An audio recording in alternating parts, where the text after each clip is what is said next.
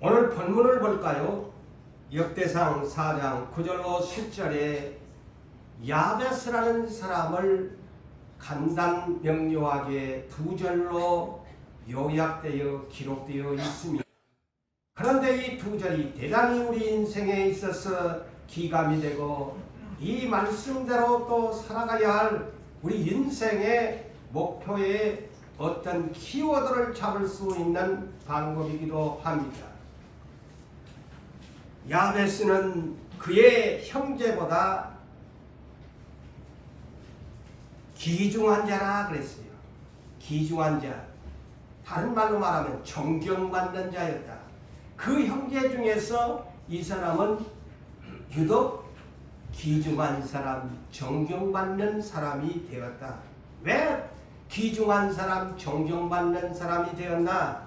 그의 어머니가 이름하여 이르되 야베스라 하였더니, 왜 그의 어머니가 아버지가 이름을 지은 것도 아니고 어머니가 이 아들의 이름을 지었나? 이는 그의 어머니가 이 때문에 지었다는 거죠. 내가 수고로이 낳았다. 이걸 간단하게 생각하면 안 돼요. 오늘날 어머니가 자식을 수고하지 아니하고 그냥 편안하게 알을 낳는 사람이 어디 있어요? 다 수고하여서 낳지요. 그런데 왜 이 사람을 성경에서는 수고로이 낳았다고 할까? 임신을 내서도 순풍순풍 잘 낳는 자식이 있는가 하면 어떤 자식은 거꾸로 그냥 머리부터 나와야 되는데 발이 먼저 나와갖고 이거 어떻게 해야 되노? 난산에 그런 고통들이 있지요. 어머니가 이 자식을 낳을 때 한마디로 여기 난산이라는 말은 없지만 그런 뜻이에요. 굉장히 어렵게 고통을 겪으면서 이 자식을 낳아서 야베스라고 이름을 했대요. 참 어렵게 10달 동안 자식, 그것도 힘든데 태어날 때 이놈의 자식이 어머니를 쉽게 안 놔주고, 몰라 어떤 장면인지 모르는데 예를 들어서 쉬운 얘기를 한다면, 아니 머리부터 그냥 쑥 나오면 그냥 쭉 잡아 빼면 될 건데, 아니 다리부터 나오니까 이게 어머니가 나올 건가 말 건가, 엄마가 죽을 건가 말 건가, 둘이 다 죽을 건가 말 건가 하다가 이 자식이 나온 것 같아. 그래서 어머니가 이름을 지은 거야. 너는 태어날 때 너도 죽을 뻔했고 나도 죽을 뻔했다. 그래서 내가 너를 수고로이 낳았다 해서 야베스라고 이름을 지었어. 태어날 때부터 고통을 겪으면서 이 자식이 태어났단 말이죠. 그런데 이가 장성하여 야베스가 이스라엘 하나님께 기도하는 사람이야. 하나님께 아뢰어 이르되 두 가지의 복을 구하는 사람이야. 첫째, 어떤 기도의 제목을 가졌나? 주께서 내게 복을 주시려거든. 나한테 복을 주시려거든. 오늘의 키워드입니다. 나의 지경을 넓혀주시고. 지난 성경에는 지경이라고 했지요. 그런데 개역 성경에서는 지역이라고 이렇게 다 약간 그 말인데, 오늘날 참 지난날의 개역 성경이나 오늘날 개정개혁이나 뭐 별 차이도 없는데 그냥 그 소리가 그 소리인데 그냥 바꿔갖고 성경만 바꿔갖고 그냥 오늘날 성서공회들이 그래요. 지역을 넓히시고, 그 다음에 두 번째 기도의 제목이 있는데 주의 손으로, 다시 말하면 주의 오른손으로 나를 도우사.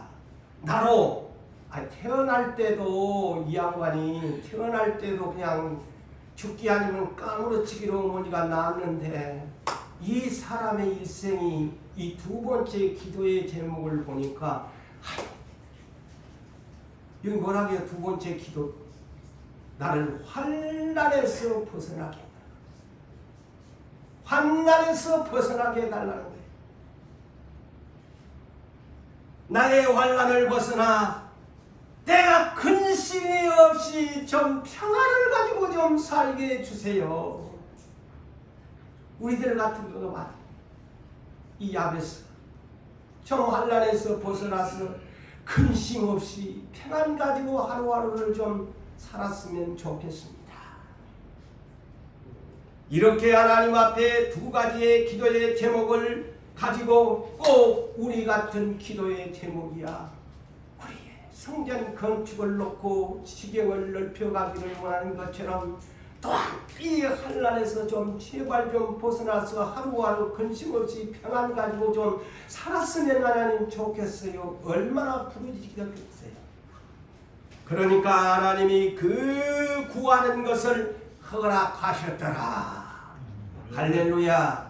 우리에게도 이와 같은 응답이 있기를 주님의 이름으로 축복합니다.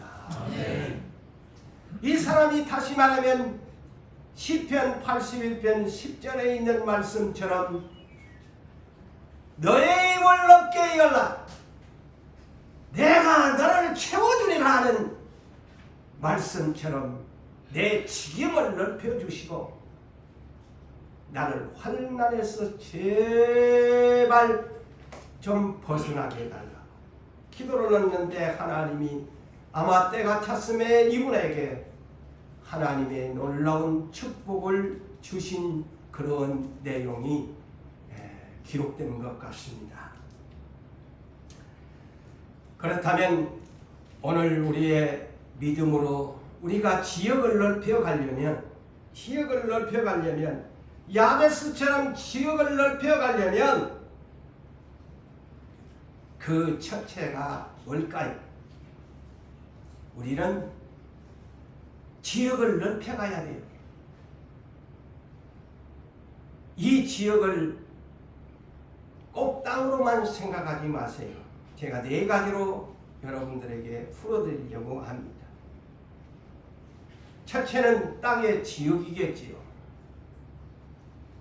그런데 이 야베스라는 이름이 누구와 같은 사람이냐면 목적이 창세기 9장 27절에 나오는 노아의 셋째 아들 이름이 야벳입니다. 그 야벳의 이름의 뜻이 확장하다, 넓히다, 열리다는 뜻입니다. 그런데 오늘 본문에 등장한 야벳이나 노아의 셋째 아들 야벳이나 같은 맥락으로 우리가 이해하면 되겠습니다.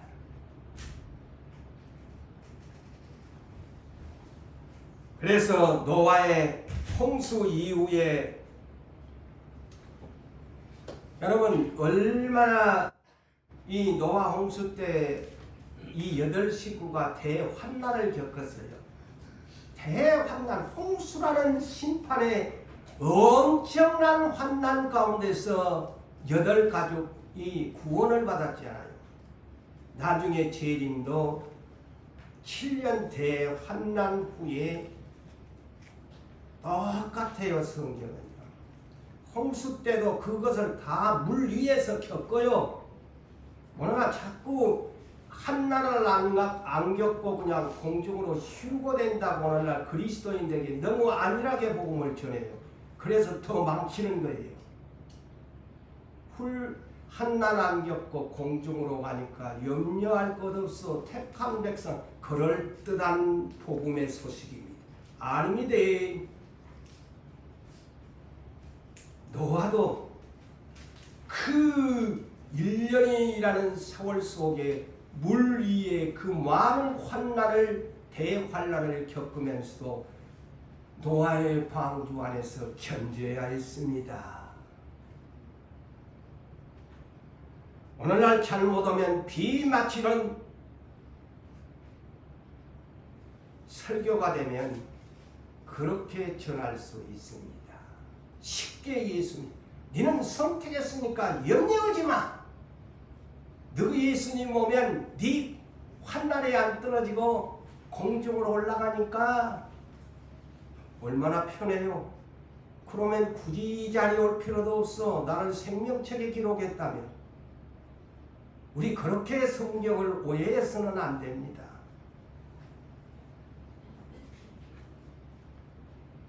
자, 창세기 9장 7절에 보니까 자, 홍수를 겪고 나서 하나님께서 노아에게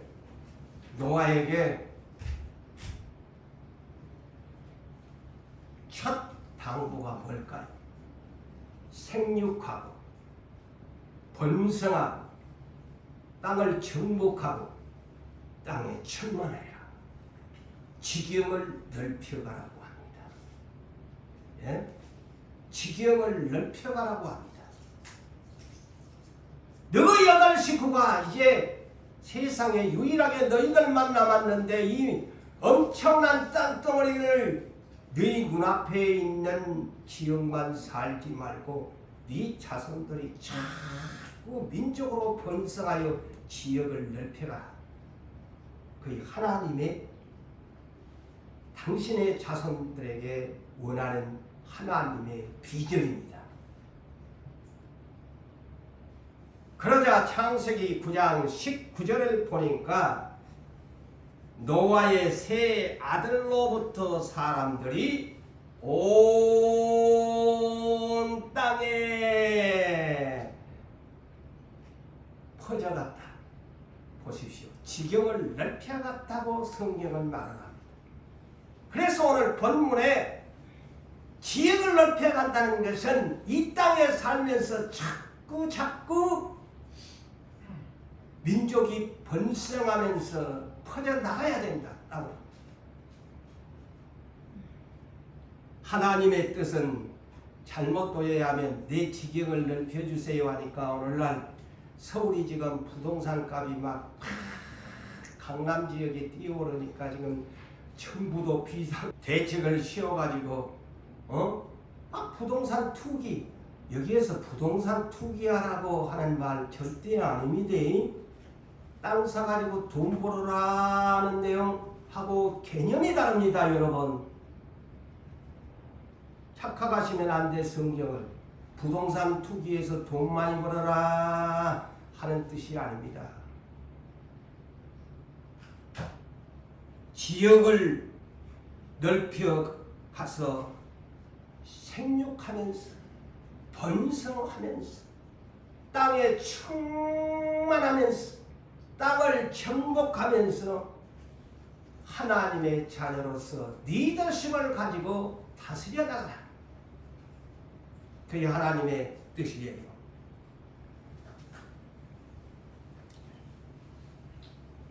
사랑하는 성도 여러분, 우리 하나님께서 천지를 창조하실 때에도 이런 계획을 가지시고 아담과 하와를 창조하셨습니다. 이는 창세기 1장 26절로 28절의 말씀이 기록되어 있지요. 성부, 성자, 성령 삼위 하나님께서 천상에서 이런 논의를 하셨습니다. 자, 복수로 기록되어 있지요. 우리의 형상을 따라 우리의 모양대로 우리가 사람을 만들고 그 사람들로 통해서 땅에 있는 모든 것, 하늘에 있는 모든 것, 바닷속 물 아래 있는 모든 것까지 그들로 다스리게 하자. 얼마나 하나님의 계획이, 우리 사람을 창조한 계획이 섬세하시고 섬시하신가. 지경을 넓혀가기를 원하심으로 사람을 창조하셨다. 그래서 하나님께서 아담과 하와를 창조하시고 복을 주시면서 다시 명령합니다. 아담아, 하와야, 생육하면서 번성하면서 땅에 충만하면서 땅을 정복해라. 넓혀가라. 땅을 정복하면서 하늘에 있는 것이나 땅 아래에 있는 것이나 물속에 있는 것이나 다 너희가 다스리라. 분명히 리더십을 가지면서 지격을 넓혀가기를 원하신다고 했습니다. 자, 오늘날 우리의 언어는 한국어가 있고 온 지구상에 수백 개의 수천 개의 언어를 가지고 있다고 합니다. 수천 개가 넘는데요, 언어가. 그런데 왜 이렇게 언어가 혼잡하게 되었나? 이 문제 때문에 그랬습니다. 지역을 안 넓혀가니까 하나님이 언어를 혼잡하게 만들어버렸다. 이 성경에서 가르쳐주는 비밀이 있습니다. 그냥 동네 한 바퀴만 뺑뺑 돌다가 가는 인생이 되지 말고 시야를 넓히면, 네가 입으로 넓게 내 지경을 넓혀달라고 했으면 너 인생이 발걸음이 이 앞마당에서만 뛰지 말고 참 멀리까지 네 발걸음을 옮겨가라. 그런 뜻입니다. 뛰어라는 것입니다. 뛰어라. 왜 네 집구석에서만 방콕 출신으로 사냐? 너의 발걸음을 멀리 뛰어라. 네 하나님의 아들이요 딸인데 네 인생 네 눈앞에 있는 현실만 왔다니 갔다니 하지 말고 인생의 성령의 비전을 가지고 내가 너를 이 땅에 보낸 목적은 네가 지역을 넓혀가기를 원한다. 그게 하나님의 성령의 비전입니다. 비전이죠. 그래서 창세기 11장 1절에서 9절을 보면 노아의 홍수 이후에 이제 새 아들들이 번성해 나가면서 한때에 온 땅이 그때 언어가 하나였다. 말도 하나였다. 그런 사람들이 한 언어와 한 말을 가지고 이제 번성해 가는데 사람들이 동쪽 해 뜨는 동방 쪽으로 옮겨가다가 신할평지라는 곳을 만나서 거기서 스톱을 해버립니다. 멈춰서 버립니다. 그러면서 그들이 더 이상 우리 동쪽으로 이동하지 말자 하면서 서로 의논을 하고 말을 했는데 두 가지 계획을 세웁니다. 그러면서 성경에 자! 그러면서 벽돌을 만들어서 견고히 벽돌을 만들자. 그 다음에 두 번째는 이 견고하게 구운 진흙으로 만든 벽돌을 가지고 우리가 도시를 성읍을 만들고 성에 하나의 탑을 쌓자. 그 탑 꼭대기가 하늘에 닿도록 만들자. 참 옛날에는 또 옛날대로 그렇게 참 불가사의한 일들이 오늘날 세상에 옛날 사람들이 만들었던 그 막 엄청난 큰 성이고 보면 불가사의한 일들이 많잖아요. 지금은 큰 기계가 있어서 큰 바위도 그냥 쭉 올려가지고 그 엄청난 바위에 기둥을 쌓고 하는 거 보세요. 그때는 그때대로 또 하나님이 기회를 줘가지고 불가사의한 저 이집트만 보세요. 그 스핑크스를 피라미드 그 엄청난 일을 어떻게 그렇게 기계 문명도 없었는데 했어요. 그때는 또 그때 하나님이 그런 신비한 힘을 주시가지고 능력을 주셔서 맞는 것 같아요. 응? 그래서 하늘에 쌓는 탑을 쌓자는 거야. 교만하는 것이죠. 다시는 이제 홍수 안 만난다 우리. 이제 그러면서 그들이 뭐라고 했느냐. 하나님의 이름을 내자고 온 것이 아니고 우리의 이름을 내자.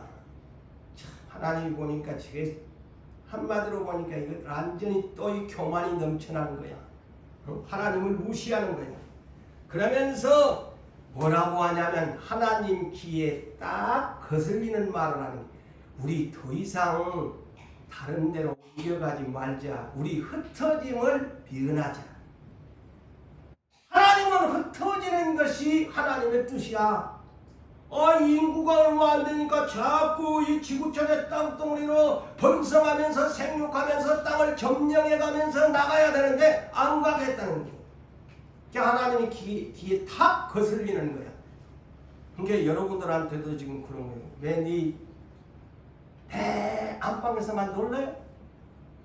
내가 너를 네 안방에서 놀으라고 너를 갖다가 선택해놨니? 하나님이 보기에 내가 그런 사람이 아닌가. 저 역시도 여러분들도 생각하셔야 돼. 하나님이 눈에 딱 귀에 거슬리는 사람이야. 딱 그러니 하나님이 이 광경을 보고는 삼위 하나님 우리 내려가자. 저놈들이 완전히 내 뜻하고는 역행을 하네. 그래서 저거 그냥 완전히 쎄려 부숴버리자. 하나님 내려와서 그냥 어떻게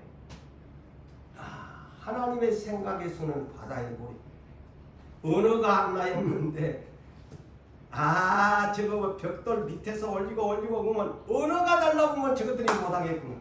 언어를 혼잡하게 해 그러니까 갑자기 언어가 바뀌어온 거야. 야, 물 좀 줘! 벽돌 오는데 물을 주는 거야. 이 언어가 소통이 안 되고 있는 거야. 그러니 도시 건설이 중단돼 버린 거야. 보세요. 지경을 안 넓혀가니까 왜 인류에게 이렇게 언어가 혼잡하게 되어버렸는가? 지역을 안 넓혀가니까. 그 안방에서만 놀라고 하니까 이놈들이 완전히 위에 땅덩어리를 이렇게 엄청나게 만들어놨는데 안 간다고 하니까 하나님이 흐트러버리는 거예요. 흐트러버린 거예요. 자, 우리도 지금 복음 앞으로 전개해야 됩니다. 자, 초대교회가 엄청나게 부흥했는데 바깥으로 안 나가. 그러니까 하나님이 핍박이라는 박해를 주어서 예루살렘 초대교회를 완전히 흩어버립니다. 사울이라는 사람을 딱 해초리로 세워가지고 두들겨 패니까 초대교회가 다 흩어져 버려요. 최초에 그래서 안디옥 교회 바울과 바나바가 시리아 땅에서 이렇게 하죠. 하나님의 방법 흩어버립니다.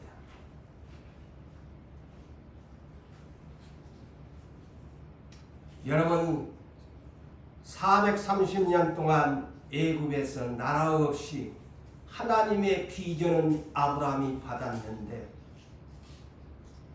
그 애굽 땅에서 나라 없이 430년 동안 더부살이 종살이를 하고 있었지 않아요. 자, 하나님이 그곳에만 번성할 때까지 기다리셨어요. 그 번성한 민족, 이제 하나님의 계획은 아브라함에게 약속 가나안 땅을 점령하기 위해서 출애굽을 시킵니다. 출애굽을 시켜요.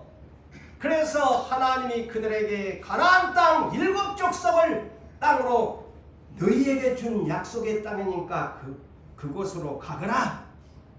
그곳에 가서 그놈들 다 몰아내고 죽이고 이스라엘 나라를 그곳에 가서 건설해라.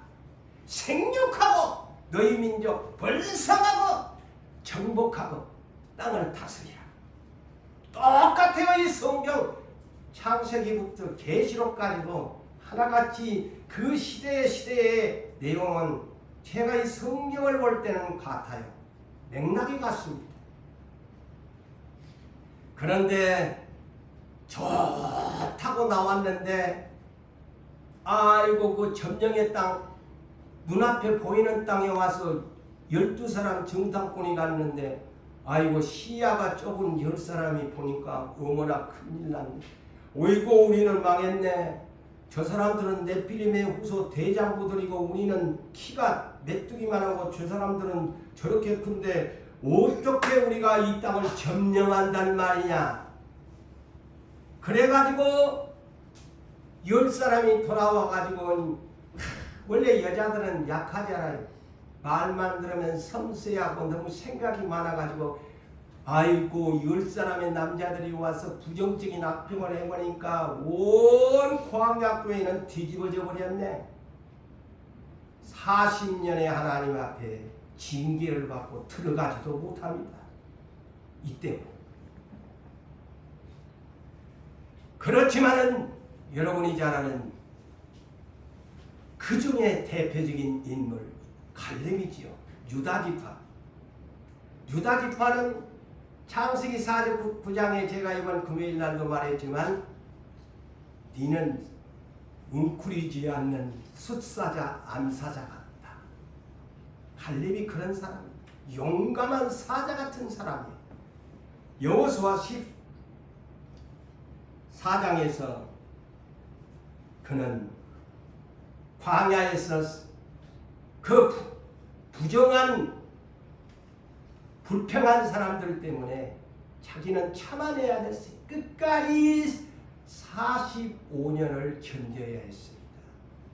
무려 그 사람이 45년을 참아내고 못 견딘 사람은 그 광야에서 죽었지 않아요. 하나님의 징계를 받고. 그래 40세에 광야교회를 출발했던 그가 어느덧 그의 나이 45년을 참았더니 85세가 됐네. 그런데 이스라엘 수량들이 그렇게 두려워해 떨었던 그 땅 헤브론 산지를 85세의 여호수아한테 그 땅을 내게 주소서. 내가 점령하겠습니다. 40세 때나 85세 때나 그의 믿음은 변함없는 지경을 넓혀가는 믿음을 가졌습니다. 그는 취했습니다. 자기의 소유가 됐습니다. 그런데 여호수아 18장에 보면 여호수아 갈렙 같은 이런 사자 같은 사람이 있는가 반면에 참 답답한 사람들이 많이 있었어요. 가나안 땅에를 약속의 땅에를 들어갔는데도 먹여주겠지 하고 기다리고 있는 거야. 에? 먹여주겠지. 무려 7지파가 그랬대요. 우리 이것을 저도 여러분들도 성경에 있는 말을 농담으로 들으시면 안 돼요.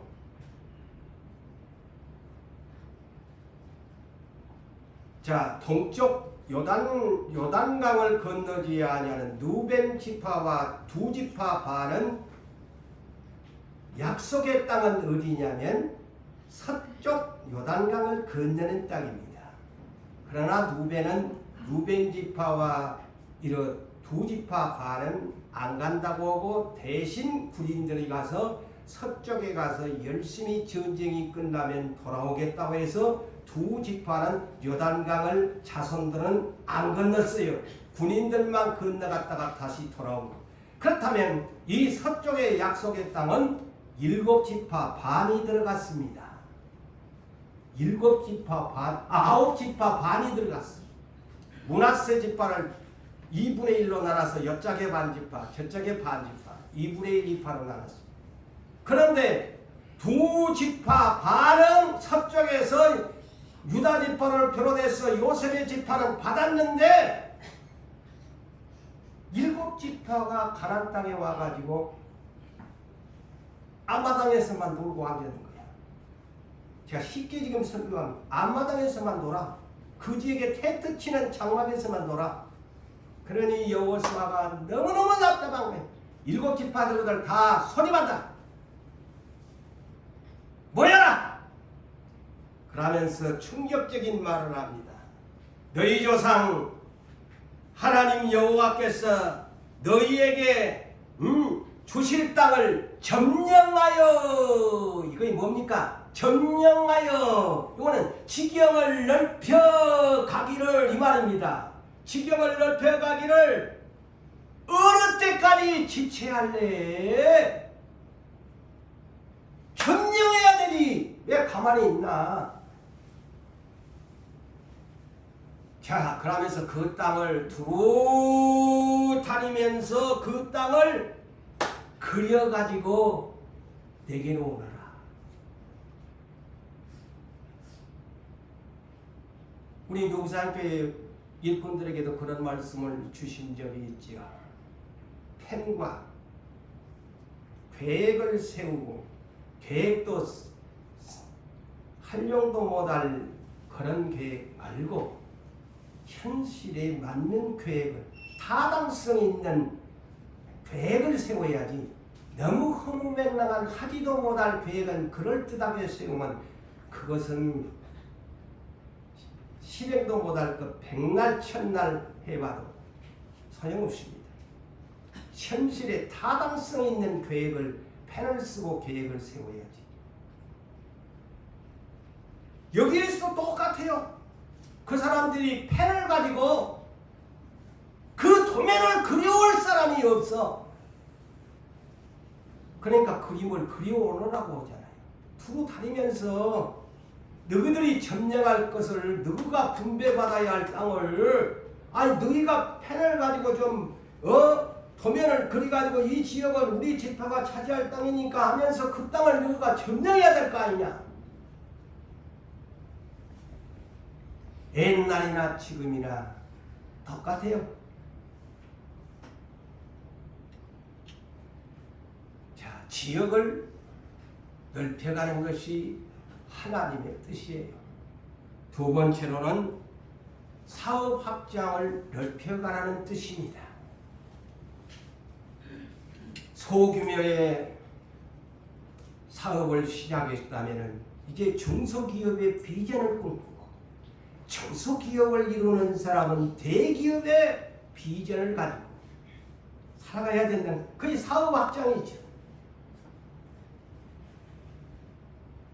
동네 구멍가게를 했다면은 이제 동네 지역에서만, 이 내가 사는 주위에서만 조그마한 가게로, 조그만 사무실로 시작했다면은 이제는 더 비전이면, 아, 부산 전 지역을 나의 점령지다. 부산의 전 지역이 다 지어지면 이제 대한민국 전국 지역이 나의 팔이 뛰어야 할 장소다. 그게 사업 확장이죠. 그리고 대한민국을 나의 비즈니스의 어떤 그런 세계로 본다면 이제는 더 내 시야를 해외 수출로 세계로 나가자. 그것이 사업 확장의 하나의 비전입니다. 다 오늘날 세상 사람들도 그렇게 하지요. 그래서 욥기 8장 5절로 7절에 보면은 이렇게 말씀을 우리에게 권면합니다. 너는 하나님을 찾아 간구하면서, 너는 하나님께 부지런히 하나님을 찾아서 도와주세요, 도와주세요, 내 사업을 도와주세요 기도하면서 정말 여러분이 경영하는 사업들을 위해서 얼마나 일꾼 여러분이 몸담고 있는 기업을 얼마나 기도하십니까? 부지런히 하나님이 여러분의 기업을 놓고 기도하시면서 청결하게 살아라, 깨끗하게 살아라, 그리고 정직하게 하나님 앞에서 속이지 말고 정직하게 거짓없이 살아라. 그리하면 너를 돌보시고 네 집구석 의로운 처소로 내가 너를 만들어 줄 것이고, 근데 그렇지도 않으면서 내 집구석부터 챙기니까 이게 거꾸로 역행하는 거예요. 하나님 쪽에 이 키워드를 맞춰야 되는데 우선 내 집구석부터 생각을 하니까 하나님의 뜻은요, 하나님에게 시야를 돌리면서 부지런하면서 내가 내 가족들을 먹여 살리기 위한 그러한 터전을 하나님 앞에 부지런히 구하면서 청결하게 살면서 정직하게 살면서 하나님을 속이지 않고 하면은 자동적으로 하나님이 시편 127편, 시편 128편처럼 내 집은 반석 위에 세웠으니 하나님이 내 집구석은 책임져 주십니다. 할렐루야. 네. 거꾸로 역행하지 마세요. 그러면 항상 그렇게 삽니다. 변함이 없는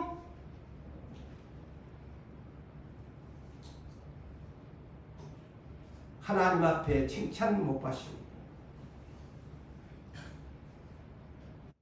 여러분, 그러면서 뭐라고 합니까? 내 시작은 미약하였으나 내 나중은 심히 창대하리라. 할렐루야. 네. 그렇게 살면 내 시작은 미약하였지만 내 나중은 심히 창대하리라고 하나님이 말씀을 주시지 않아요. 여러분, 경영은 곧 비즈니스인데 우리들에게 많이 사용한 잠언서 15장 22절에 뭐라고 하면 경영은 의논함으로, 경영은 의논해야 된다. 의논이 없으면 경영이 무너지고 지략이 많으면 경영이 성립된다. 잠언 20장 18절에 경영은 의논함으로 성취하라니 모략을 베풀고 전쟁을 해라. 전쟁을 하라고 합니다. 전쟁해야 된다는 것입니다. 그런데 영적인 전쟁을 나는 생각한다 하는데 총도 없고 뭣도 없고 맨날 이렇게 있으면 누가 밥을 먹여줍니까? 밥은 먹여주지 굶지는 안 하고 삽니다. 좋은 일도 하지 못한 채 삽니다. 가난하게 살다가 갑니다.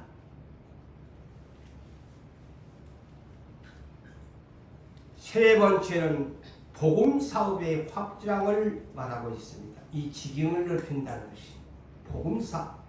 사도행전 1장 8절에 뭐라고 합니까? 복음도 땅끝까지 예루살렘으로부터 유대와 사마리아 땅끝에 이르러 내 증인이 되라. 복음은 땅끝까지 지경을 넓혀가야 합니다. 그 다음에 네 번째 확장은 우리는 비록 이 땅에 살고 있지만 어디까지 가야 하느냐? 새 예루살렘 성, 새 하늘과 새 땅까지 확장해 가야 합니다. 이것이 네 번째. 이 땅에서 암만 살아봤자 100년 미만인데 새 하늘 새 땅 못 가면 완전히 실패자. 구원 얻지 못하면 인생 가장 불쌍한 삶. 우리의 인생의 목적은 새 하늘과 새 땅까지 밟는 것이 우리 크리스찬들의 최고의 목표가 되어야 합니다. 할렐루야. 네. 이 지역까지 넓혀가야 돼. 믿음으로 무엇을 넓혀가야 할 것인가? 믿음으로 재능을 넓혀가야 합니다. 오늘 본문 마태복음 25장 24절에서 30절의 말씀을 주요한 부분만 소개합니다. 한 달란트 맡은 종, 5달란트, 2달란트의 말씀은 제가 생략합니다. 한 달란트 맡은 종, 이 사람이 재능을 넓히지 못한 증거입니다. 재능을 활용하지 못했다는 것이죠. 이 사람을 일컬어 주님은 악하고 게으른 종이라고 말씀합니다. 그러면서 이 중요한 말씀이 있어요. 심지도 않은 데서, 이 말이 뭘까요? 쉬운 얘기로 합시다. 이 말을 쉽게 풀어내. 사과나무도 심지 않았으면서, 고추도 심지 않았으면서, 상추도 심지 않았으면서, 가목나무도 심지 않으면서 날마다 그 과일을 기다린다. 그 얘기고, 두 번째, 여기에 해치지도 않는 데서 모으는 줄 니 알았나? 이 해치지가 않는다는 소리가 뭐냐면 씨 뿌림에 비웁니다. 흩어진다는 뜻입니다. 자, 바르게 이해하세요. 이 해치지 않는다는 것은 흩어서 씨를 뿌린다는 뜻이에요. 네가 흩어서 씨를 뿌리지도 않으면서 네가 곡식거두기를 원했나? 모은 줄 알았나? 참 네 어리석구나. 사과나무도 심지도 않으면서 사과가 먹다고 날마다 그 나무만 바라보고 안겼고, 이 헛된 공상만 꿈꾸고 안겼고, 씨 하나도 뿌리지도 않은 것이 날마다 내 입으로 들을 줄 알고, 네가 그렇게 알았나? 참 이러는 사람이다 이 것이죠. 응? 다시 말하면 믿는다고 하면서 행함이 없는 악한 종이란 말이요. 우리 성경 오해하지 마시고 바르게 우리 주님이 주시는 믿음과 행함은 때려야 뗄 수 없는 관계입니다. 믿는다고 하면서 행하지 않는다? 죽은 사람이에요. 그러니 주인이 한 달란트를 주었는데도 심지도 안 하고 뿌리지도 않는 이 사람 빼앗아서 5개를 주었는데 10개를 남긴 최고로 많이 재능을 활용한 자에게 11개를 보너스로 주었다고 기록합니다. 주님 앞에는 많이 난 재능을 활용할 수 있는 사람을 하나님이 사랑하십니다. 그런데 재능을 썩힌다? 재능을 활용하지 못한다? 재능을 넓혀가지 업그레이드를 시키지 못하면 주님 앞에 책망의 대상입니다. 그러면서 뭐라고 합니까? 이 무익한 종의 무익한 종이란 아무런 주님에게 이익을 주지 못한 놈이다 이 말이에요.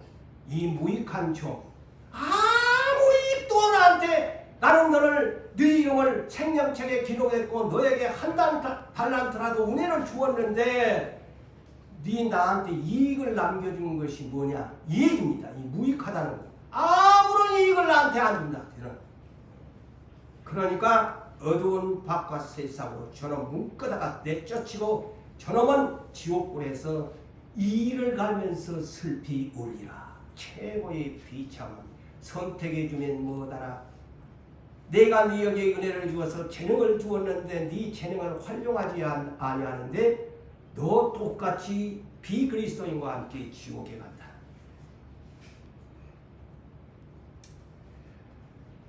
여러분, 교회 생활의 직분 다 하나님 나름대로 재능을 주었습니다. 5달란트를 남기셔야 돼요. 2달란트처럼 남기셔야 돼요. 갑절로 남기셔야 돼요. 교회 생활도 이와 같이 해야 돼요. 나는 직분이 없다고 나는 예배만 들고 다닌다. 그것도 생각을 바꾸세요.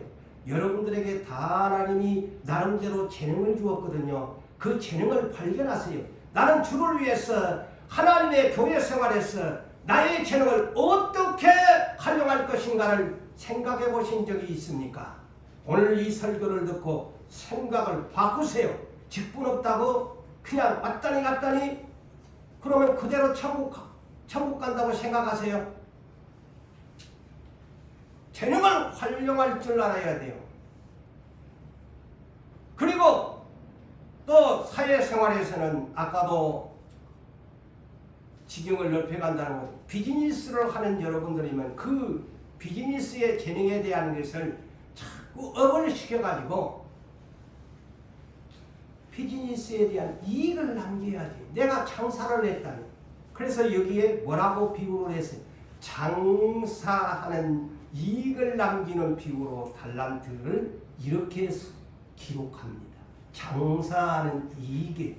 그러면 비즈니스를 하는 사람이, 사업을 하는 사람이 이익을 못 남긴다? 그럼 실패자 아닙니까? 예? 이 장사의 비유기 교회 생활에도 직분의 장사를 하듯, 그리고 사회생활에서도 또한 비즈니스 관계로 해도 그것도 이익을 남기는 사람이 돼야 된다. 손해보고 맨날 있으면 안 된다는 것이. 여러분 안에 계시는 성령님은 어떤 분이시냐면 이사야 11장 2절에 어떤 분이세요? 지혜와 총명의 신. 네, 그것도 오는데 재능의 신이라고 했어요. 할렐루야. 할렐루야. 성령님을 모시고 사면 여러분들에게 주어지는 재능을, 저는 컴퓨터 용어처럼 업데이트, 업그레이드를 시킬 수 있어야 된다 이 말이에요. 재능을 썩히면 안 돼요. 재능을 활용할 줄 알아야 돼요.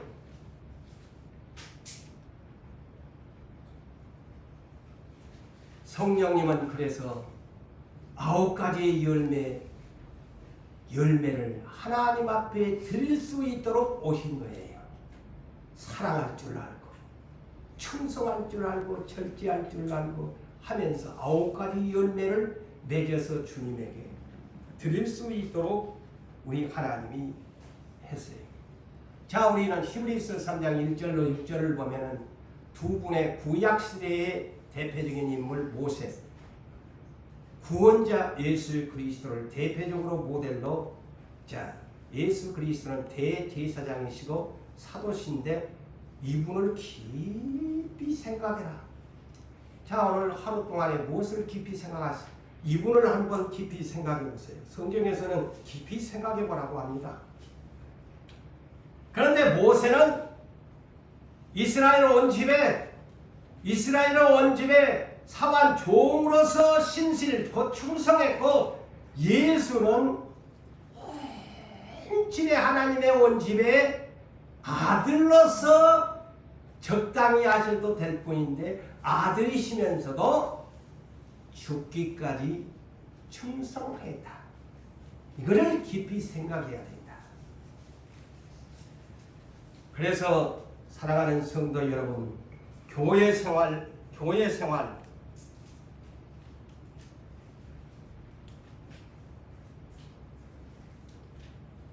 사회생활, 여러분 달란트를 남기시기를 바랍니다.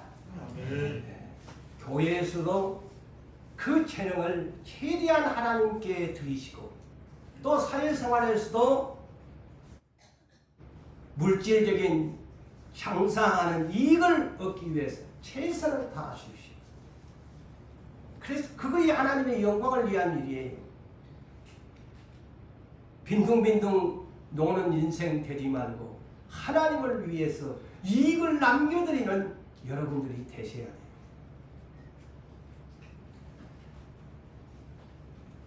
우리는 열심히 살아야 됩니다. 로마서 12장 11절에 부지런하여 게으르지 말고 열심을 품고 주를 섬기라고 합니다. 하나님께 열심히 하나님을 섬기셔야 되고, 또 사회생활, 직장생활, 이익을 남기는 일에도 열심히 살아야 돼요. 열심히 살아야 돼요. 그래야 살지. 그게 하나님의 뜻이에요. 잠언서 6장에 이 한 달란트가 그런 사람이지. 점 더 자자, 점 더 놓자. 빈궁이 강도같이 내 집에 들어오는데도 그런 것이 없이 맨날 그렇게 하면은 군사같이 너를, 강도가 와서 너를 한 것처럼 돼버릴 것이다. 그랬습니다. 그래서 우리는, 하나님은 분명하게 부지런히 그래서 계시록 3장 14절로 22절에 라오디게아 교회가 부자교회인데 이 교회가 영적으로 아주 게으른 교회예요. 미지가 열심히 없어요. 그래서 계시록 3장 19절에 뭐라고 이 교회를 부자교회니까 잘 사니까 뭐 칭찬하시겠네. 아니요. 이 사람들은 전혀 세상 일에는 돈을 잘 벌어서 부자교회인데 하나님 쪽으로는 이 재능을 전혀 활용하지 않는 사람들. 그러니까 이들은 뭐라고 하느냐? 책망의 내용이 열심을 내라. 열심을 내지 아니하니까 그 다음에 뭐라고 하느냐? 회개하라고 합니다. 자, 오늘날 기도하지 아니하는 것도 죄인데 주님에게 열심을 품지 아니하고 세상 일에만 열심을 내면 라오디게아 교회처럼 하나님에게는 열심이 없고 세상 일에는 열심을 품으니까 하나님은 싫어하는 거야. 너 나한테 열심 낼 수 없니? 왜 내 인생에는 그렇게 열심을 품고 살면서 나를 위한 재능을 주었는데 너 그 재능을 활용하지 않고 썩히냐? 너 한 달란트 맡은 종처럼 살래? 너 지옥 갈래? 열심 내래잉? 회개하라잉? 내가 너 지금 마음 문 밖에서 문을 두드리고 있을 때 이 음성 듣는 순간 네 마음 문 열고 하나님 앞에도 열심히 살고 세상 일에도 열심히 살아라. 하나님은 그렇게 여러분들에게 부탁합니다. 말씀을 맺습니다. 무엇들로 우리가 열심을 품어야 할까요?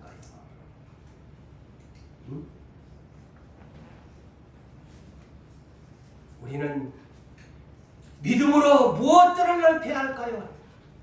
지역을 넓혀갑시다. 그리고 재능을 넓혀서 하나님 사랑, 이웃 사랑 하면서 하나님께 영광을 돌리시는 여러분 되시기를 주의 이름으로 축복합니다. 네.